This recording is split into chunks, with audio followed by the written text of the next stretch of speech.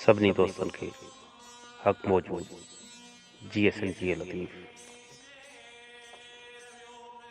सुरमारी में शाह साईं फरमाए थो त धुरियां ई धार जे वढे वण जुदा कया तन सुकन कहिड़ी सार तके उठा मींहं मलीर में। हिते वणनि जो ज़िक्र आहे, मींहं जो ज़िक्र आहे ऐं मलीर जो ज़िक्र आहे। मलीर मारवी जो वतन आहे, मारवी जो देश आहे ऐं मलीर शाह साईं जो देश सिंध में आहे। जेके वण पहाड़नि खां वठी अलॻि कया वेंदा आहिनि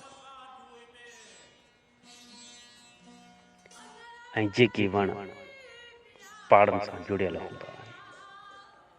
जॾहिं मींहं वसंदा आहिनि त जेके वण सावा हूंदा आहिनि ऐं पहाड़नि सां जुड़ियल हूंदा आहिनि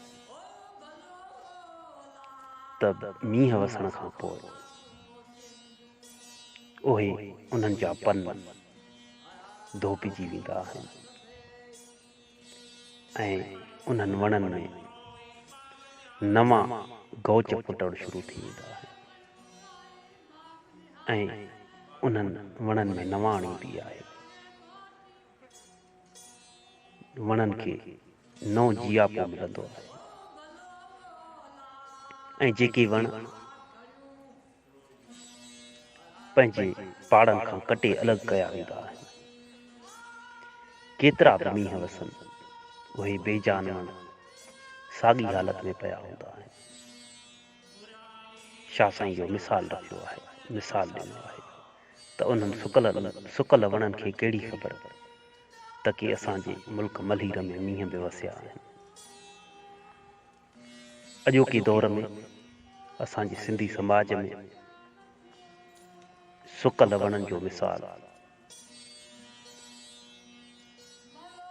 तालीम ऐं इल्म जी रोशनी खां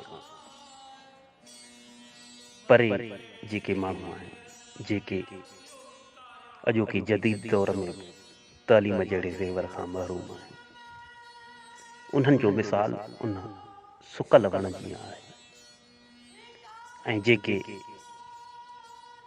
इल्म जी रोशनी सां मालामाल आहिनि, जिन में इल्मु अकुल ऐं शऊर आहे, उन्हनि जो मिसाल उन साए वण जी आहे। जेके सुकल वण जी आहिनि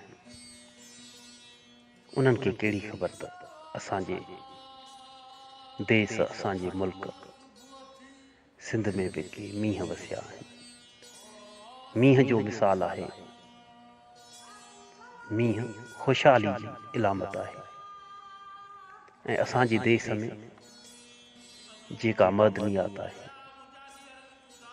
जेका आमदनी आहे, उहा मींहं वांगुरु आहे।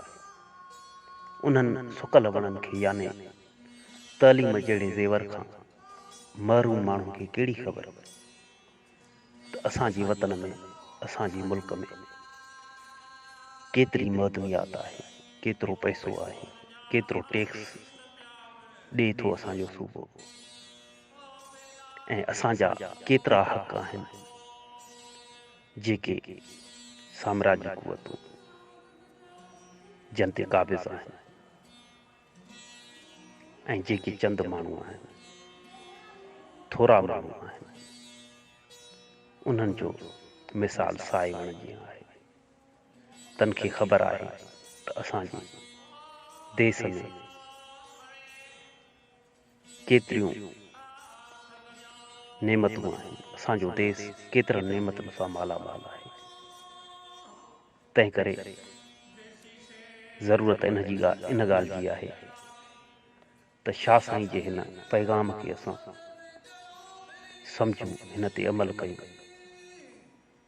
ऐं वधि खां वधि पंहिंजे समाज जे माण्हुनि खे, सिंधी समाज जे माण्हुनि खे तालीम ॾियारण जी कोशिशि कयूं। ॿहिराड़ियुनि में बंदि पयल स्कूलनि खे खोलाइण जी कोशिशि कयूं।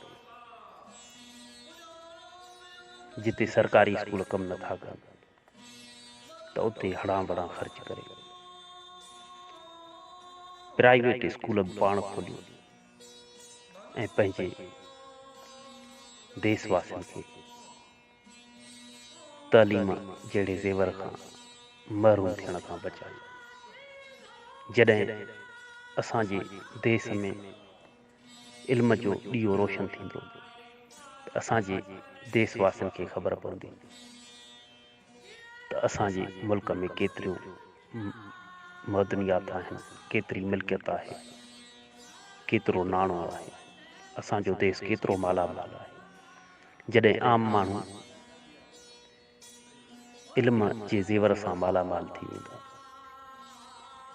त ख़ुदि ब ख़ुदि पंहिंजे हक़नि जी ॻाल्हि कंदा।